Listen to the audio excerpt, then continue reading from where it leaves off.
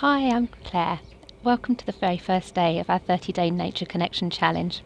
And I decided that actually I wanted to do this all from in and around the house and to highlight how positive wildlife gardening is and how nature connection and wildlife gardening really go together.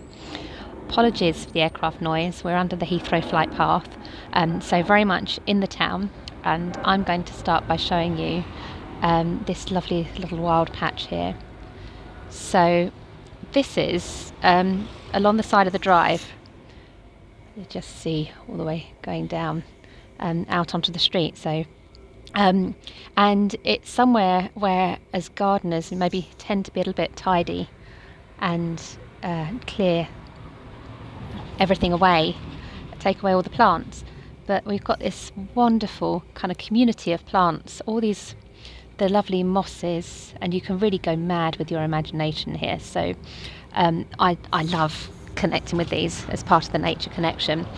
It's fantastic with children, and having a magnifying glass and looking really closely, there's all these kind of landscapes. It's like a miniature forest, and I could imagine this being like a hillside and sort of maybe a little island.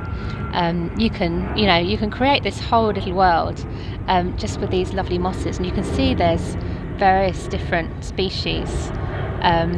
So yes, I couldn't tell you the names of probably any of them. And we've got these kind of miniature plants, so they've grown really small. They don't need much to grow into, but the mosses have actually created just enough sort of pads of soil and things for them to grow into, so little grasses and things like that. So they've created this really miniature habitat just on this concrete wall.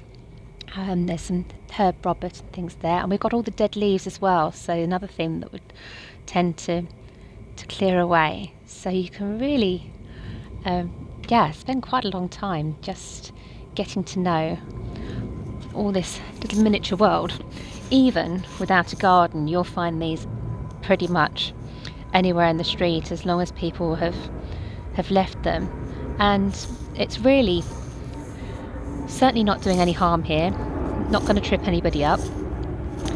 We have maybe a mindset that says it looks a bit untidy, so I'm hoping that as people kind of connect these little patches, these little corners, these tiny little oases of life, that might start to see it differently. So it's not just the living nature. I don't know if I can catch that on the camera. There's this beautiful little pool in here. It's really silvery water and all the little water droplets. Just by looking at things a bit differently, taking a different perspective, looking really closely, you can really get quite a deep connection. So with nature connection, part of it is just really connecting through our senses, really looking, hearing, smelling, touching. I mean, mosses, just wonderful, sort of soft, moist. Be a little bit gentle with them, and always treating all the wildlife, including plants and what have you, with respect. But it's using as many of our senses as it's safe and appropriate to do so. I can, even if you're certain of what you're connecting with, you could even taste them. You'd have to be fairly sure of the identity.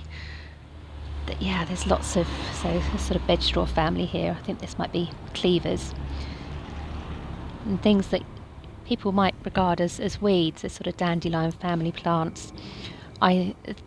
There's quite a lot of biodiversity going on just in this little patch, and it's no more than about 5-10 centimetres wide. So there's just a little patch of gravel, and the earthworms busy drawing down all these dead leaves and making new soil. You can just see there, and we've got sort of little plants growing into the crevices. So lots and lots going on, even in a very, very small area. So that's today's nature connection, and I'll come back tomorrow with some more.